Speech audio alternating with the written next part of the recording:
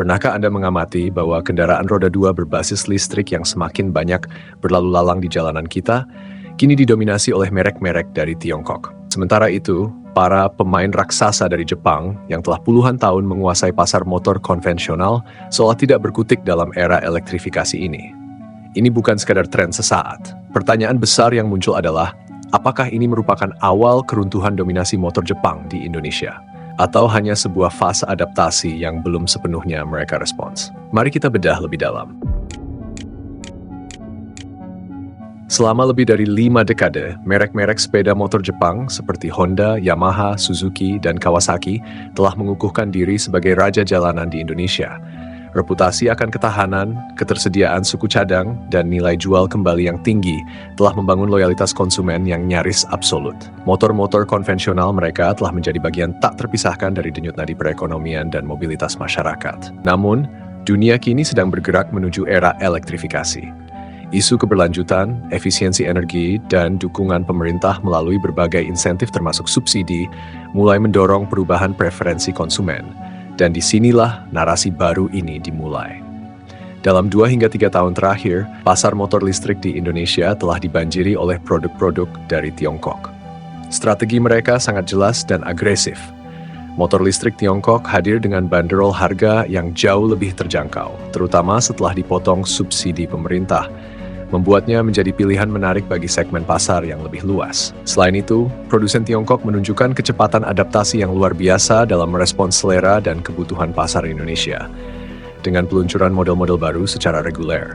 Mereka juga menawarkan berbagai desain, fitur, dan spesifikasi yang menarik, mulai dari skutik harian hingga model yang lebih sporty, serta berani langsung menyasar segmen pasar volume besar.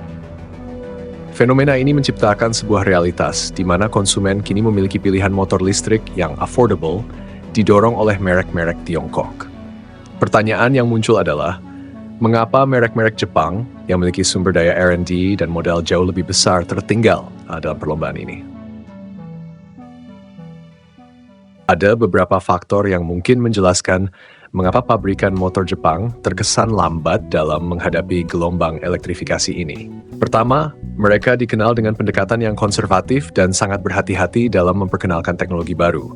Mereka cenderung melakukan riset dan pengembangan yang sangat mendalam untuk memastikan kualitas dan keandalan produk sebelum diluncurkan secara massal, yang mungkin menyebabkan peluncuran produk motor listrik yang lebih lambat. Kedua, dominasi absolut mereka di pasar motor konvensional selama puluhan tahun mungkin menciptakan zona nyaman, di mana mereka masih meraup keuntungan besar dari penjualan motor berbahan bakar minyak, sehingga urgensi untuk beralih sepenuhnya ke listrik mungkin tidak dirasakan secepat produsen Tiongkok. Selain itu, jika ada motor listrik dari merek Jepang yang diperkenalkan, harganya cenderung berada di segmen premium, yang secara langsung tidak bersaing dengan motor listrik Tiongkok yang menyasar segmen entry level dan menengah. Merek Jepang juga mungkin terikat pada strategi global yang lebih terstandarisasi, sementara produsen Tiongkok lebih fleksibel dan berani menyesuaikan diri dengan regulasi dan preferensi pasar lokal, termasuk skema subsidi. Terakhir, bisa jadi ini juga merupakan masalah mindset lama bahwa Tiongkok itu inferior, sehingga mereka terlambat mengambil inisiatif serius di segmen yang lebih terjangkau. Situasi ini memunculkan konflik dan kontradiksi yang menarik di pasar. Meskipun harga motor listrik Tiongkok sangat menarik, pertanyaan tentang kualitas baterai, durabilitas komponen, dan ketersediaan layanan purna jual masih menjadi keraguan bagi sebagian konsumen. Reputasi Jepang dalam hal ini masih sangat superior. Konsumen pun dihadapkan pada pilihan sulit, harga terjangkau dengan potensi risiko di masa depan, produk Tiongkok, atau harga premium dengan jaminan kualitas dan layanan purna jual yang telah terbukti, produk Jepang. Di sisi lain, baik produsen Tiongkok maupun Jepang, serta pemerintah, sama-sama menghadapi tantangan dalam pengembangan infrastruktur pengisian daya yang merata. Siapa yang akan lebih proaktif dalam membangun ekosistem ini akan menjadi penentu. Tak lupa, aspek dampak lingkungan dari produksi baterai dan daur ulangnya juga menjadi konflik yang perlu diperhatikan. Melihat dinamika ini, apakah kita bisa mengatakan bahwa dominasi motor Jepang di Indonesia sedang runtuh? Jawabannya, belum. Dominasi mereka di segmen motor konvensional masih sangat kokoh, dan loyalitas merek yang sudah terbangun selama puluhan tahun tidak akan hilang dalam semalam. Namun, fenomena serbuan motor listrik Tiongkok ini jelas merupakan peringatan keras bagi pabrikan Jepang.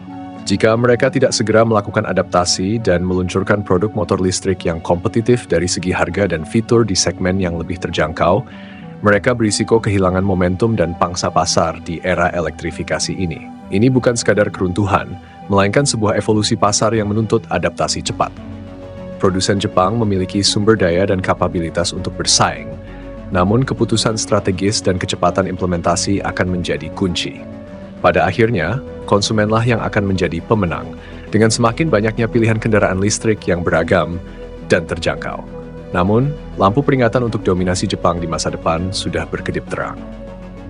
Persaingan antara raksasa otomotif Tiongkok dan Jepang di segmen motor listrik ini akan sangat menarik untuk kita saksikan perkembangannya. Menurut pandangan Anda, apa langkah strategis yang harus segera diambil oleh pabrikan motor Jepang untuk menghadapi dominasi motor listrik Tiongkok ini? Sampaikan pandangan dan argumen Anda di kolom komentar di bawah. Jangan lupa untuk menyukai video ini jika Anda merasa pembahasan ini informatif dan berlangganan kanal Hanzi untuk analisis kritis lainnya. Sampai jumpa di video berikutnya.